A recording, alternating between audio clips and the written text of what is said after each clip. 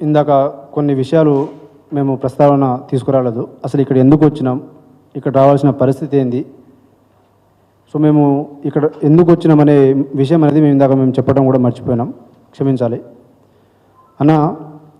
నేను దీక్ష చేసిన తర్వాత డిఎస్సి పోస్ట్ పోన్ అని చెప్పేసి మేము అడిగినామన్న, వాళ్ళు చేయలేదు.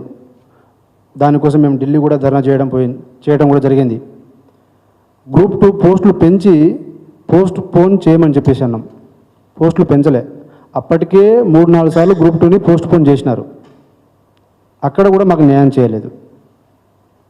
దాని తర్వాత మేము అడిగింది ఏంది, ఆ రోజున కొన్ని ఉద్యోగాలు, ఒక 30-40 వేల ఉద్యోగాలు వాళ్ళు వచ్చిన మొదటి నెలలోనే ఫిలప్ చేస్తా అన్నారు. మేము దాని మీదనే కూర్చున్నాం యాక్చువల్గా ఆ రోజు దీక్ష కూడా.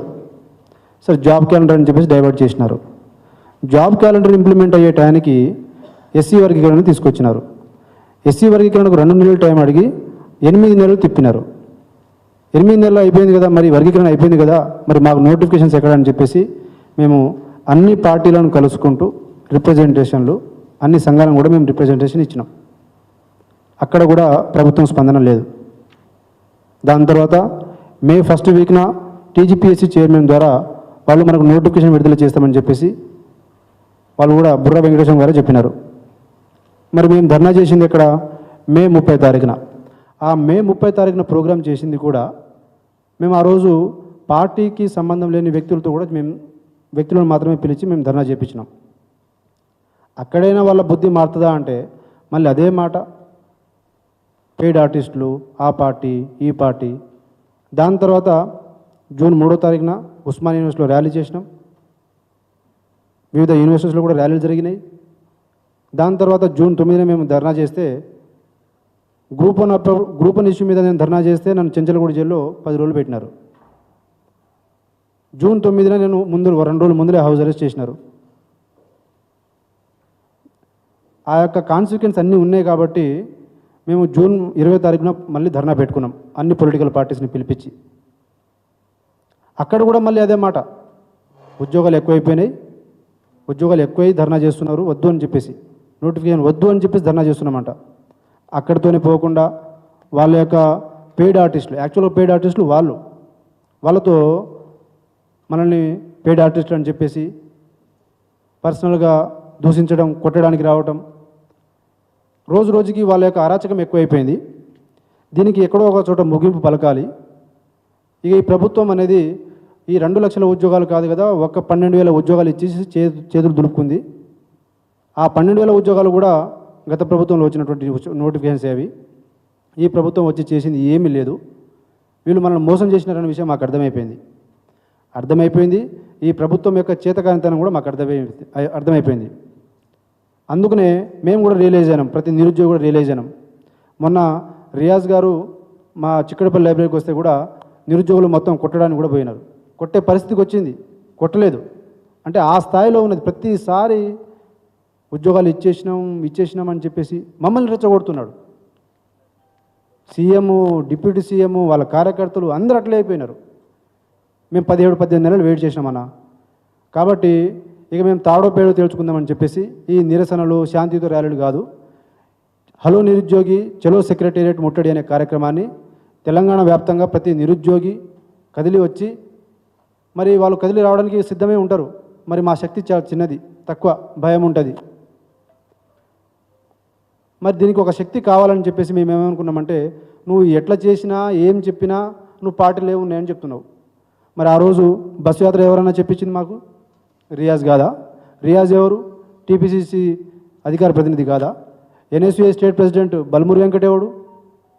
నువ్వు ఆ రోజు మీరు చేసినట్టుగా ఈరోజు ఎవరైనా మా వెనకాల మాతో పాటు జెండా కప్పుకొని ఎవరైనా చేస్తున్నారా? అసలు మీరెవరు మాకు సర్టిఫికేట్ ఇవ్వడానికి? కాబట్టి దీన్ని ఇట్లా కాదని చెప్పేసి ఇక తిరుగుబాటే శరణ్యం అని చెప్పేసి మేము భావించి ఈ హలో నిరుద్యోగి చలో సెక్రటేరియట్ అనే ముట్టడి కార్యక్రమాన్ని మేము తలపెట్టడం జరిగింది. అక్కడ మేము సిపిఎం పార్టీ రాష్ట్ర కార్యదర్శి అయినటువంటి జాన్ వెస్లీ అన్న గారిని కోరటం, వాళ్ళు ప్రెస్ మీట్ పెట్టడం, అక్కడి నుంచి ప్రెస్ మీట్ ద్వారా కూడా వాళ్ళు అన్ని పార్టీలను విద్యార్థి సంఘాలను వాళ్ళు కూడా మాకు సపోర్ట్ చేయాలని చెప్పేసి కోరినారు. కోరిన తర్వాతనే మేము ఇక్కడ బీఆర్ఎస్ పార్టీ ముఖ్య నాయకులుగా ఉన్నటువంటి మిమ్మల్ని మేము అప్రోచ్ అవ్వటం, రిక్వెస్ట్ చేయటం, యాక్చువల్గా ఒక పోస్టర్ రిలీజ్ అంటే చేపించుకొని పోవచ్చు. కానీ కాదన్నా, మాకు మాట్లాడాలి, మాకు అండగా నిలబడాలి, పిల్లలకు భరోసా నిలబడాలి. ఈ నిరుద్యోగ యువత చాలా నిరాశ నిస్పృహలు, ఇప్పటికీ 2 చనిపోయినారన్న, పిల్లలు చనిపోయినారు. నువ్వు నోటిఫికేషన్ ఇస్తే ఇవ్వు, లేదంటే ఇవ్వకు. కానీ నువ్వు ఇస్తా అని చెప్పేసి 18 నెలలు ఆపి మళ్ళీ అబద్ధం ఆడి నువ్వు లాస్ట్కి మళ్ళీ ఇచ్చేసినా అని చెప్పేసి నువ్వు చెప్తే ఈ యువత ఎక్కడ పోవాలి? వీళ్ళందరూ ఎక్కడ పోవాలి? కాబట్టి మేము ఒకటే ఒక కార్యక్రమం మేము ఫిక్స్ అయిపోయినామన్నా, మేము ప్రకటించుకున్నాం. ఆల్రెడీ ఒక పార్టీ మాకు మద్దతు ఇచ్చింది. మీరు కూడా మాకు మద్దతు ఇవ్వాలని, మీరు మాతో పాటు బీఆర్ఎస్వి విద్యార్థి విభాగం కావచ్చు, యోజన విభాగం కావచ్చు, బీఆర్ఎస్ పార్టీ మొత్తం అవుట్ రైడ్గా మా యొక్క ముట్టడి కార్యక్రమంలో మేము చేసే యొక్క ఉద్యమంలో మాతో పాటు వెన్నుదన్నుగా ఉండాలని చెప్పేసి బాజాప్తగా అడుగుతున్నాం. ఎవరికి భయపడి కాదు, ఎవరికి చెంచగిరి చేయడానికి కాదు.